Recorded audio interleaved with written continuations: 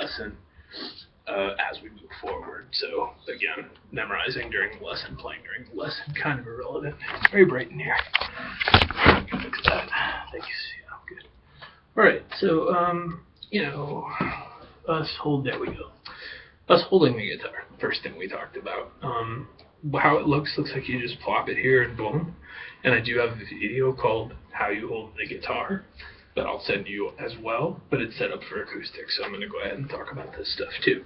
So we don't hold it up over here. It's our right arm steadying it combined with it leaning back against the instrument, combined with not putting it like that where it goes there. It's kind of like, if anything, it's going to slip off to the right, and you're steadying that by being about an inch away from your body and leaning it back on yourself, as well as your right arm, elbow, forearm touching it, more forearm than elbow, putting you in this position where you can strum and so forth. Cool. There's how you hold your guitar, right hand wise, and just getting set up, and that puts the fretboard here. If you find yourself struggling with, like, this all feels harder to reach than it did during the lesson, chances are that slipped down there. So first thing we did was just strumming. We did we had an E minor chord, looks like that, and an A minor chord, looks like that. So our first rhythm is just all down strums.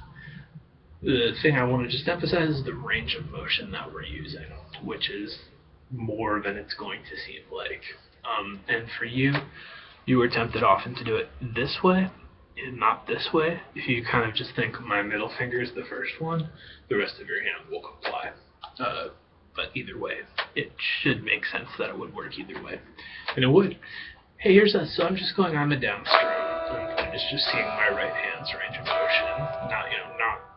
And what you might find yourself doing is going, I'm going to strum, but then kind of pausing here and lining it up. So just swing away. Don't care if you tear the instrument in half or it sounds bad or whatever. And, again, kind of just pretend rhythm doesn't exist and you're just examining, I strum down now.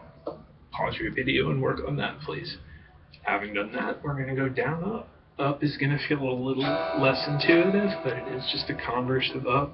Might have a little more wrist to it, and we're looking for relaxed wrist hand. Here's me holding the pick. Your first inclination was to put it more up on your knuckle, like that, but we've got it more on our fingertips, like that. And that's kind of what I mean by you-tailored stuff. Cool, so here's down, up, and I am going for Wordsworth 1 and 2. And like we discussed, if I was going to go 1, 2, 3, 4, and I'd go down, down, down, down, up, down on the downbeat, up on the upbeat, bringing that up because you play piano. Cool, so downs and ups now. Please pause your video and just work on going. And be sure your fretboard hasn't slipped down there. Great. So then rhythm 3, bar 3, half 1, half 2. 1, 2, 3, and 4, and...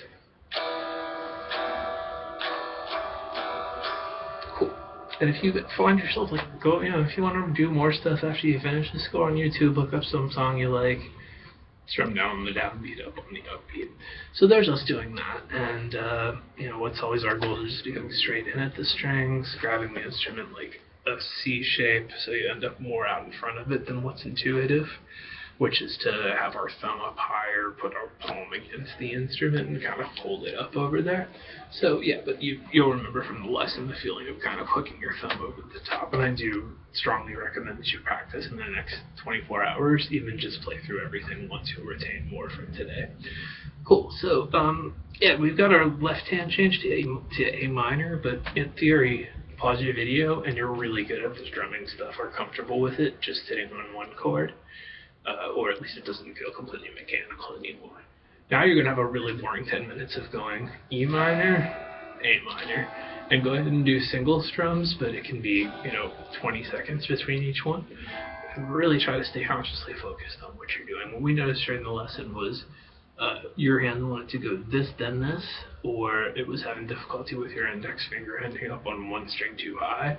So, when you run into something like that, try to consciously correct it, even if it means, like, you put your index finger here on the next attempt, just, like, completely overshoot it. But there we go. The short version is we're going to scoot down and bring in your first finger, and those are the types of things we're going to be thinking about on guitar when we're switching between chords initially, as opposed to what notes we're playing and so forth. This is called E minor. This is called A minor. Cool. And this is where we'll get to the concept of the open string, which is theoretically you're going just sitting on E minor. And I'm going to slow this down now. So here'd be and that, so it's actually going one time, and it's like, so as long as you don't hit that one harder or anything, it should sound like normal guitar playing. There we are. Come as you are. So pause your video, get good at that.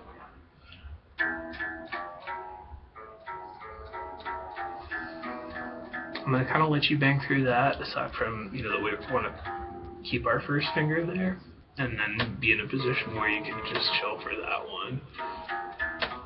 And then we're just picking our 6th string down every time, and our 5th string up every time. I think you can practice that without me giving you further instructions on it. Just kind of don't worry too much about what your ring finger is going to be doing, and be sure you haven't slipped down there again. Alright, hey, what's up? So there's a lesson.